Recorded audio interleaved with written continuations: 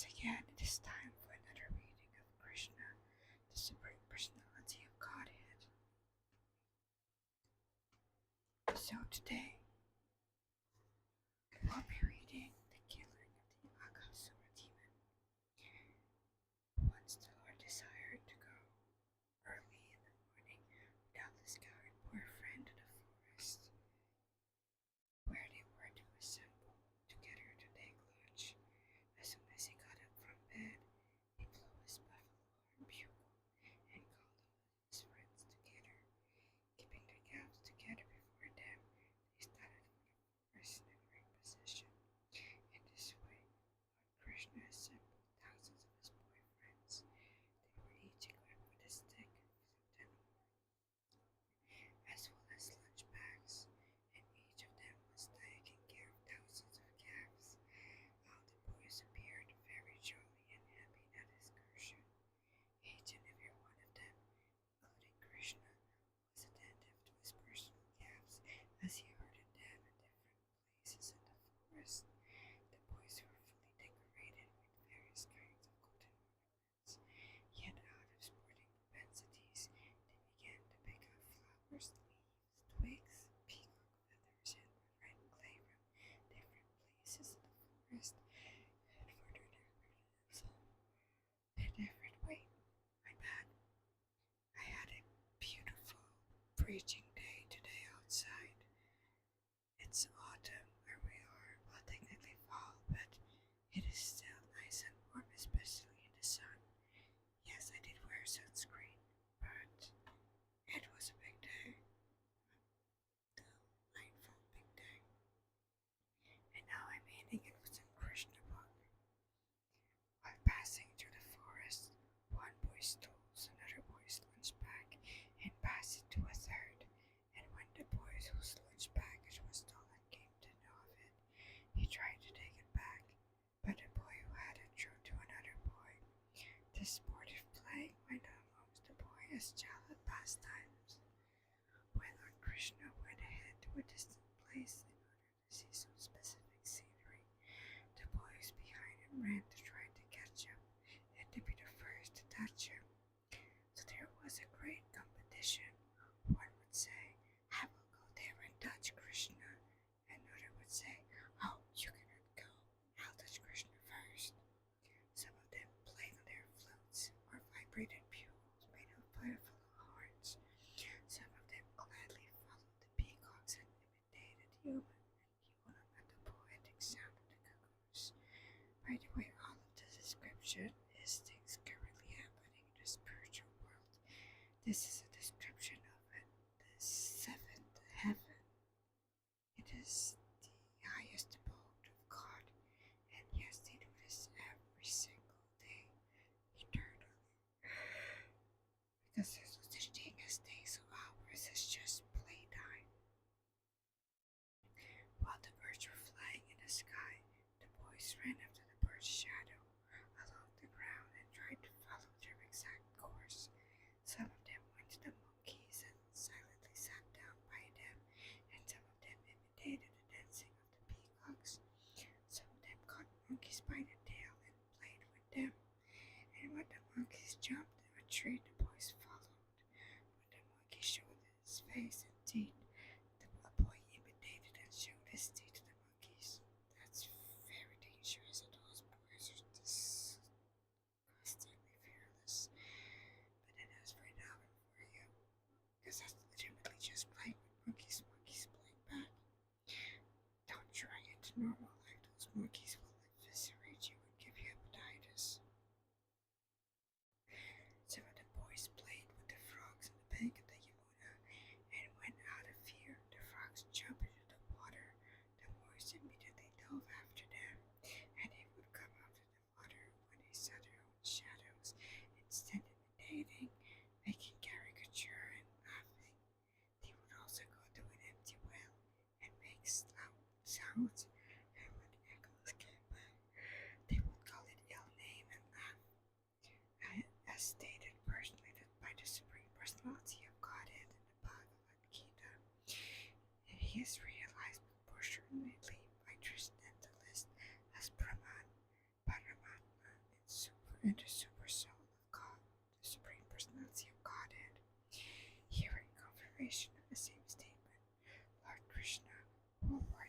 personalized the pleasure of profound realization by his bodily effulgence also gives pleasure to the devotees as the Supreme Personality of Godhead.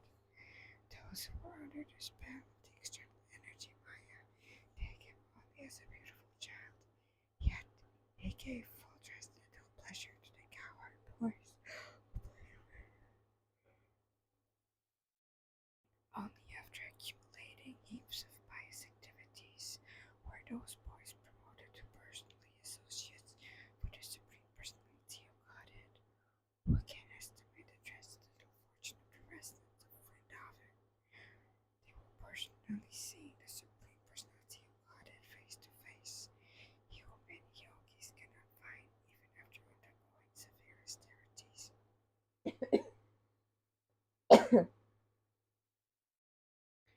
Throat scratchies. They were personally seeing the Supreme Personality of Godhead face to face. Okay, too many yogis cannot find even after undergoing severe austerities, although he is sitting within their heart. This is confirmed in the Brahma Samhita. One may search for Krishna, the Supreme Personality of Godhead, through the pages of the Vedas and Upanishads, but it is difficult to find him there. However, one who is fortunate enough to associate with a devotee can see the Supreme Personality of Godhead face to face. After accumulating pious activities in many, many previous lives, the cowherd boys were seeing Krishna face to face and playing with him as a friend. So yes, if you want to be friend with Krishna, if you want to play with God, not as God and a servant of God and God, but as a pair of best friend, it is accessible. You just need to chant Hare Krishna, Krishna Krishna, Hare Hare, Hare Ram, Hare Ram, Ram Ram, Hare Hare. And go with you. You have to chant every day though. And follow Srila Prabhupada's instruction. Then you are guaranteed that at the end of your life, you'll wake up in the spiritual world and you have Krishna be like, where were you? I was looking for you for so long. I miss you so much.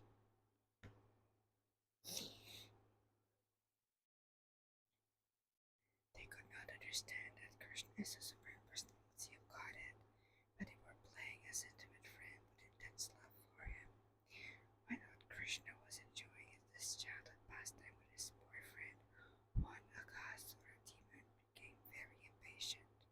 He wasn't able to tolerate Krishna play so happily, and therefore he appeared before the boys intending to kill them all. This Aghasura was so dangerous that even the denizens of heaven were afraid of him. Although the denizens of heaven drank nectar daily to prolong their lives, they were afraid of this Aghasura, and they were wondering, when will this demon be killed?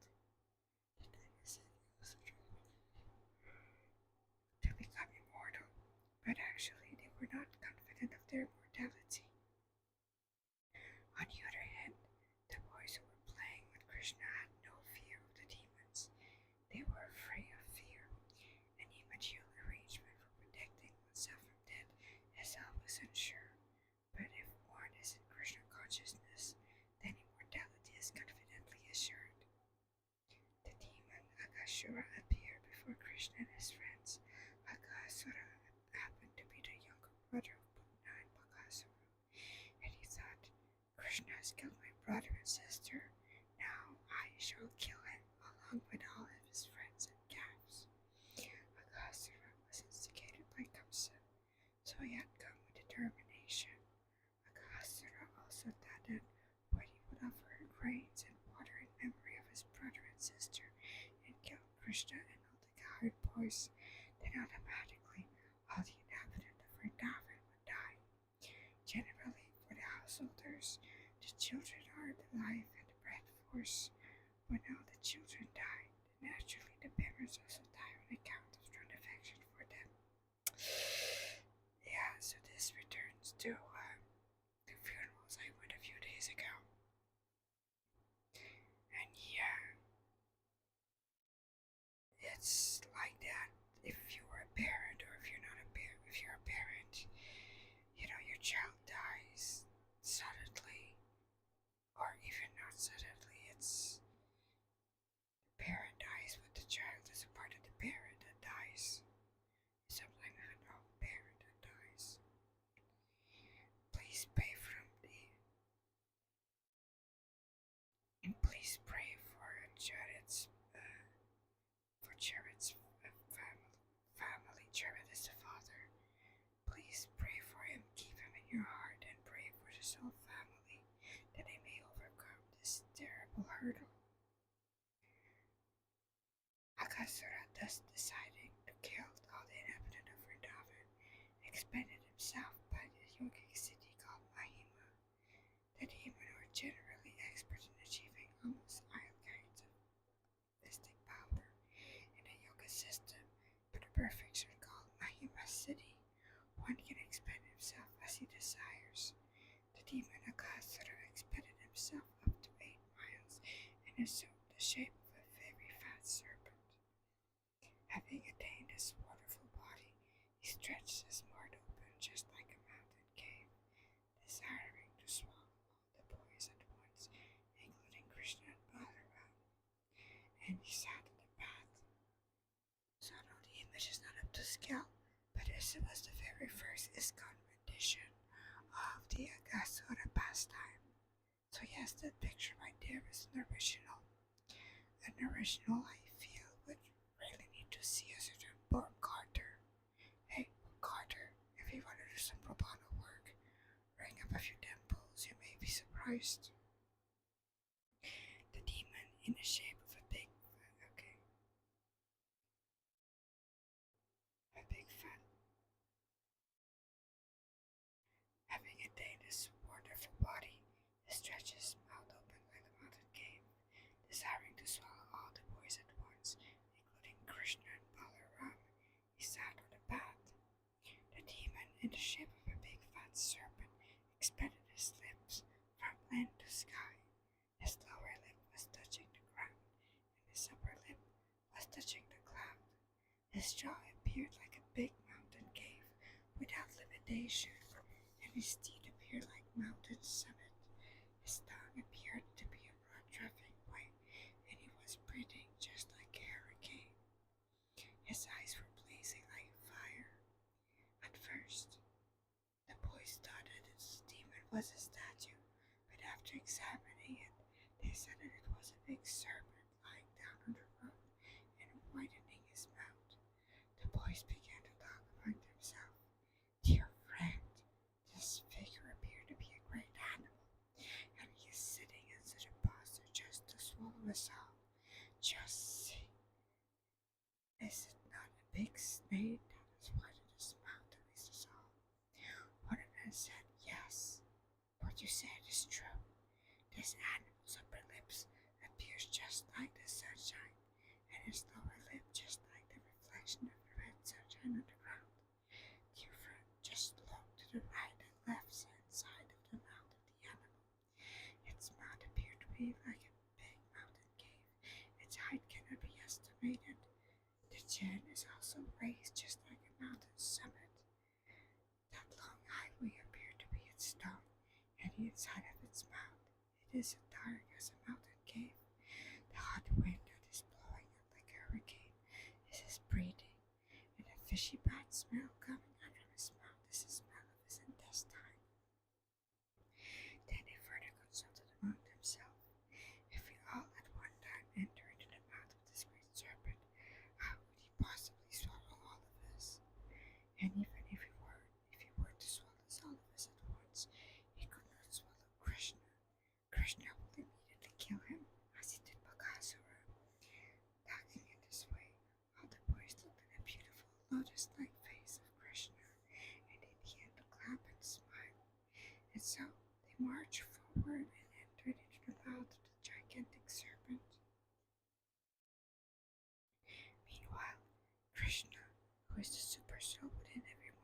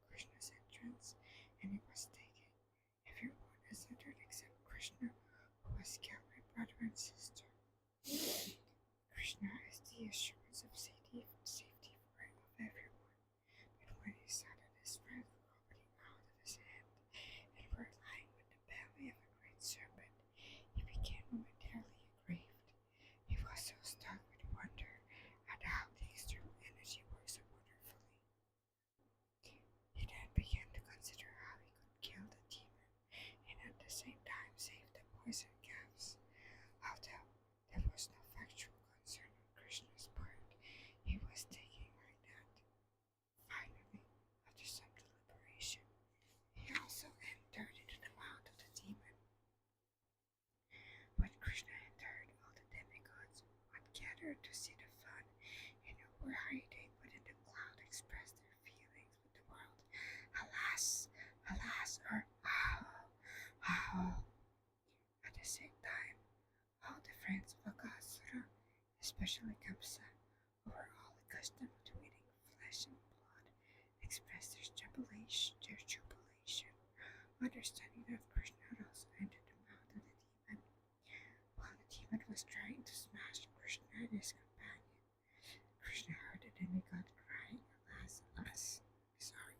Although he had a gigantic body, he immediately came, that was Krishna says, and he immediately began to expand himself. Basically, Krishna is like a surah, and it decided to grow big. So, and he, so he did that within the throat of the demon. Although he had a gigantic body, the demon choked by the expanding of Krishna. His big eyes moved violently, and he quickly suffocated. His life hair could not come out from any source, and ultimately it burst out of a hole in the upper part of his skull. Thus, his life hair passed off. After the demon was dead, Krishna distrusted this, but all the boys had gathered back to consciousness. In other words, all the boys and calves were dead. So Krishna had made him sad, so he just looked at them and they all came back to life. While Krishna was within the mouth of Aghasura, the demon spirit soul came out like a dazzling light, illuminating all directions, and waited in the sky. As soon as Krishna came out of the mouth of the demon with his calves and friend, that glittering effulgent light immediately merged into the body of Krishna within the vision of all the demigods. The demigods became overwhelmed with joy and showered flowers on the Supreme Personality of Godhead, Krishna, and as they worshipped him, the denizens of heaven danced in jubilation, and the denizens of Nitai-Gauranga offered various kinds of prayers.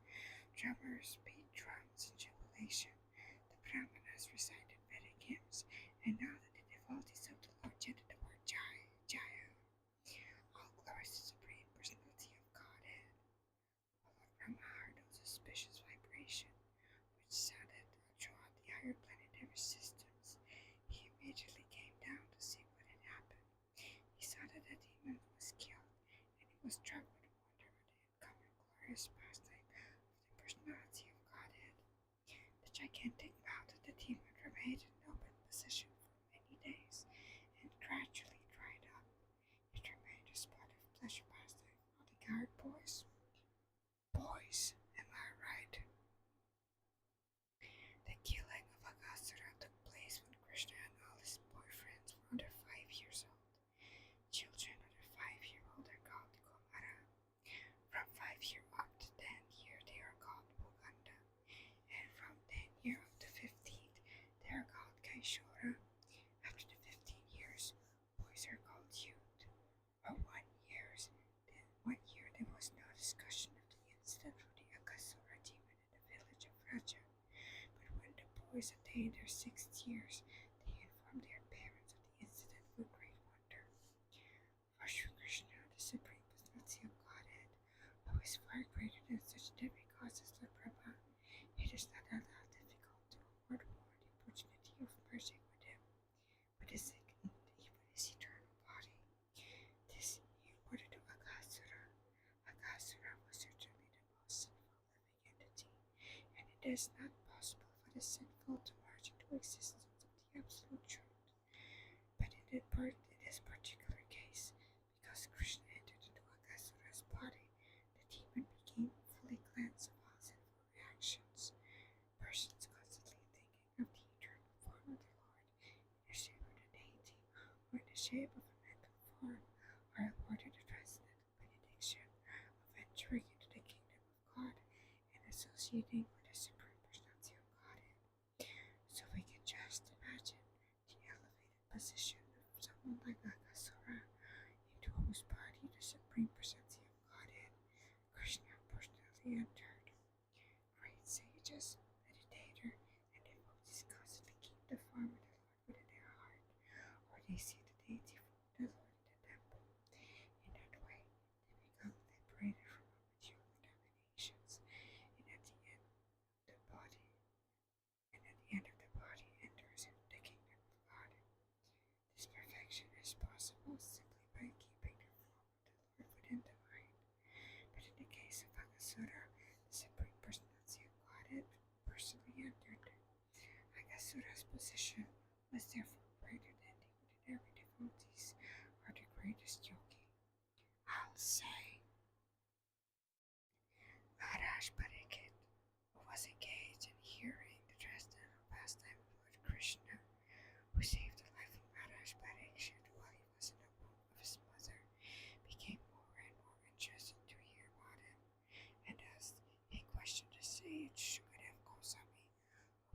reciting Srimad Bhagavatam before the king. King Parikshit was a bit astonished to understand that the killing of the Aghasura demon was not discussed for 1 year since, until after the boys attained the Boganda age. Maharaj Parikshit was very inquisitive to learn about this, for he was sure that such incident was due to the work of Krishna's different energy. Generally, the Kshatriyas or administrative class are always busy with their political affair, and they have very little chance to hear about the transcendental pastimes of Lord Krishna. But while Parikshit Maharaj was hearing the transcendental pastime, he considered himself to be very fortunate, because not only was he hearing Krishna's pastimes, but he was doing so from Shukadev Goswami, the greatest authority on Srimad Bhagavatam. Thus being requested by Maharaj Parikshit, Shukadev Goswami continued to speak about the transcendental pastime of Lord Krishna and the matter of his qualities, fame, and paraphernalia. Thus ends the Bhaktivedanta purport of the 12th chapter of Krishna, the killing of the Aghasura demon. So tomorrow we're reading chapter 13, the stealing the boys in the calf by Brahma. This is the second to last chapter Prabhupada translated in the Srimad Bhagavatam. Thankfully, our Acharya, he knew he had the good sense to do his entire purport in the Krishna book. So anyway, I wish you all a good night. Stay safe